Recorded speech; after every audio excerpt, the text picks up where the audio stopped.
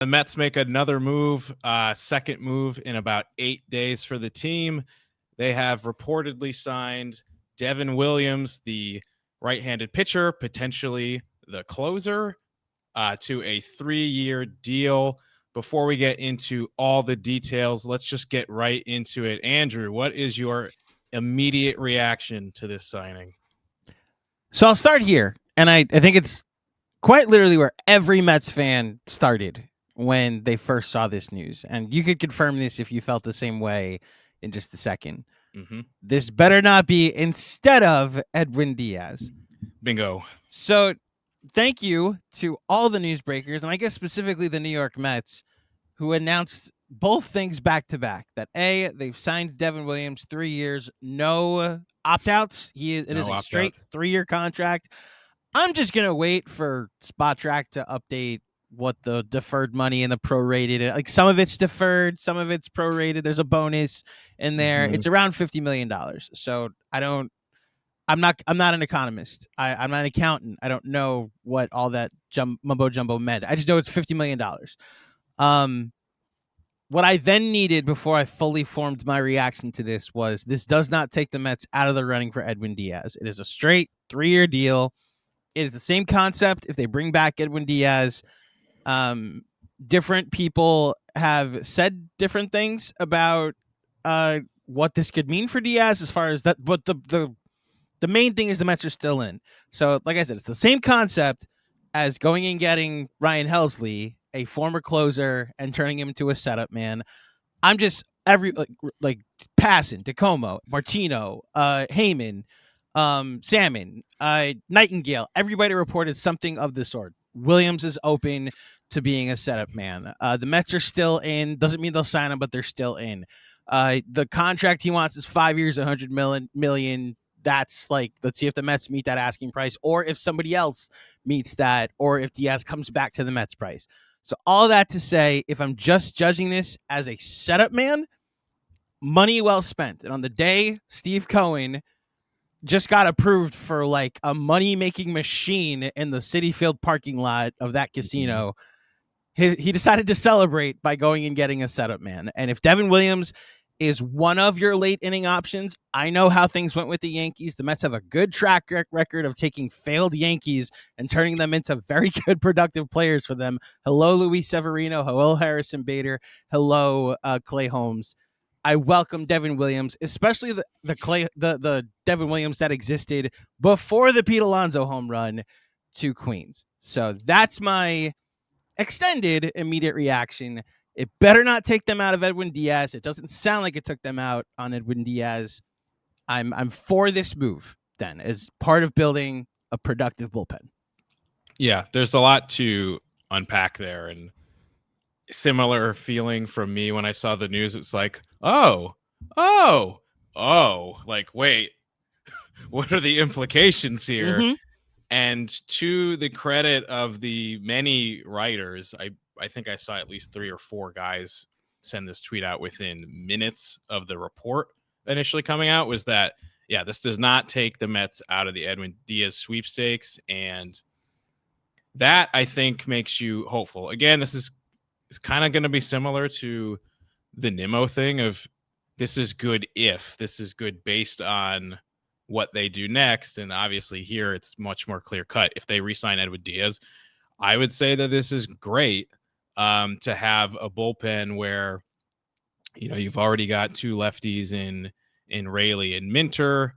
You've got Devin Williams. You could have Edwin Díaz, a couple other arms in there as well. I think that could be a pretty solid back end of the bullpen that we thought they were going to get last year with Ryan Helsley.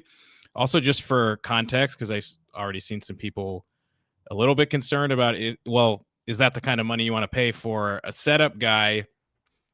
If you want to just compare this, if you take out the bonus and the deferments, which make it a little bit more complicated, Devin Williams is actually making $1 million less a year than Ryan Helsley just signed for with the Orioles. And Ryan Helsley was significantly worse, had to take a kind of prove it deal there. So I'm not concerned about the money. It's really, it's just like, if he's the setup guy, I'm all for it. Yeah, he had a really tough season last year. If you look at the metrics, though, it looks like he did get quite unlucky. He also started really poorly. He had a 4.79 ERA, but his FIP was 2.68, which is a really big disparity. If you're not familiar with FIP, it's fielding independent from pitching. So that kind of takes out like the infield defense and a lot of bad luck that you might see there, which says that Williams probably ran into a lot of bad luck last year. And something that really encourages me is just taking a quick look is Devin Williams' final 13 appearances last year, the regular season and the postseason. 13 innings pitched, 0 runs, 16 strikeouts, 4 walks. It seems like he rounded into form when it mattered most last year. He did it in New York. He did it in the postseason. And he still averaged over 13 strikeouts per 9 last year. The metrics would indicate he's due for a bounce back here. And if he's doing that in the 8th inning instead of the 9th, I'm really in favor of it. Also, just like the connections to the Mets here are amazing. Obviously this was David Stearns' closer, but he also comes to the team that essentially broke him for almost a calendar year. And now we wait to see if the guy who did the damage against him winds up coming back. Yeah, I we're in full agreement here. I think the fact that it looks like this is piece 1 of rebuilding a bullpen, and it's the same concept as what they were trying to do with Helsley. I'm for it. Mm-hmm.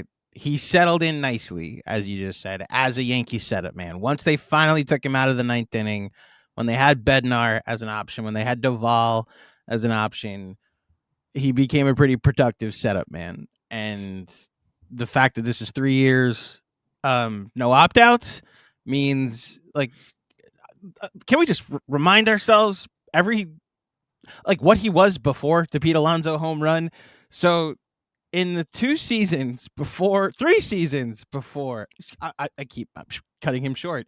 The 5 seasons before the Pete Alonso home runs, that was during the 2024 postseason. We're talking from 2020 to 2024. It looks like, 222 innings pitched, a 1.70 ERA.